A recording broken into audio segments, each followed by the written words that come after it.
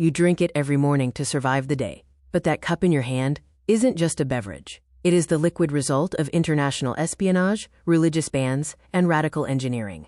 It fueled the Enlightenment and sparked revolutions. This is the secret history of how a bitter bean conquered the world.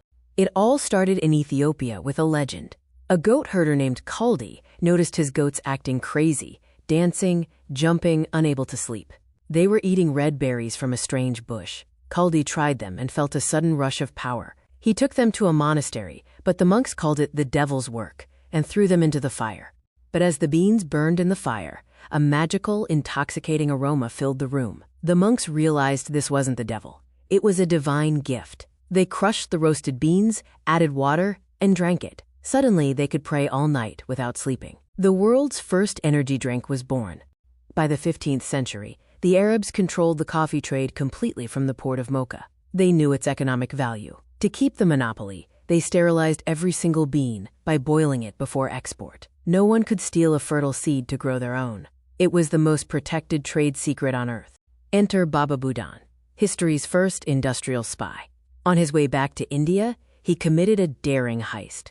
He taped 7 raw coffee seeds to his stomach and smuggled them out right under the guards' noses. Those 7 seeds broke the monopoly and started the global coffee industry we know today. The beans reached Istanbul, and everything changed. The Ottomans invented the coffee house. These weren't just cafes, they were the internet of the 1500s. People gathered to share news, criticize the government, and plot ideas. They were so powerful that sultans sometimes tried to ban them, fearing they would spark a rebellion. When coffee hit Europe, priests panicked. They called it the bitter invention of Satan, because it came from the Muslim world. They asked Pope Clement VIII to ban it. He tasted it, loved the caffeine kick, and famously said, "This is too delicious to leave to the infidels." He baptized the coffee. Suddenly, it was holy to drink. In London, coffeehouses became known as, quote, penny universities.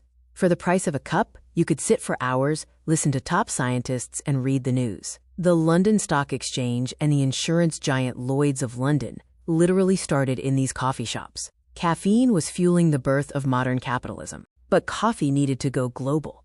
A French officer, Gabriel de Clio, stole a clipping from the King's Garden in Paris to take to the Caribbean. On the voyage, pirates attacked, and water ran out.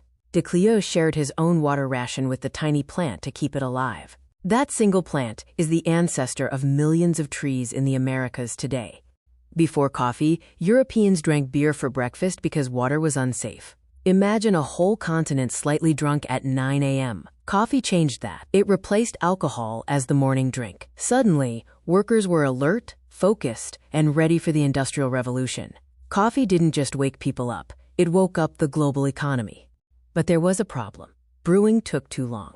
In the fast-paced 20th century, people needed speed. Engineers tried using steam pressure, but it burned the coffee and tasted terrible. We needed a breakthrough. We needed physics. Enter the Italians. In 1947, Achille Gaggia applied a new engineering principle, a spring-loaded piston. It forced water through the coffee at incredibly high pressure, not just steam. This created something never seen before: crema, that golden foam on top. It extracted the oils and flavor instantly. Espresso was born, coffee, pressed out specifically for you. Coffee was useful, but it wasn't cool, until Howard Schultz visited Milan. He realized Americans didn't just want caffeine, they wanted a third place, somewhere between home and work. He didn't sell coffee, he sold an experience. He turned a 50-cent commodity into a $5 luxury latte. That is the power of branding. Today, we are in the age of third-wave coffee. It's no longer just a drink, it's a science. We weigh beans to the gram, measure water temperature to the degree, and analyze soil chemistry. It's an obsession with quality. We have returned to respecting the bean, just like the monks did 1,000 years ago. So, the next time you take a sip, remember, you are drinking a history of theft, revolution, engineering, and marketing genius. It is the fuel of the modern world. As one mathematician said, a mathematician is just a machine for turning coffee into theorems. What will you turn your coffee into today?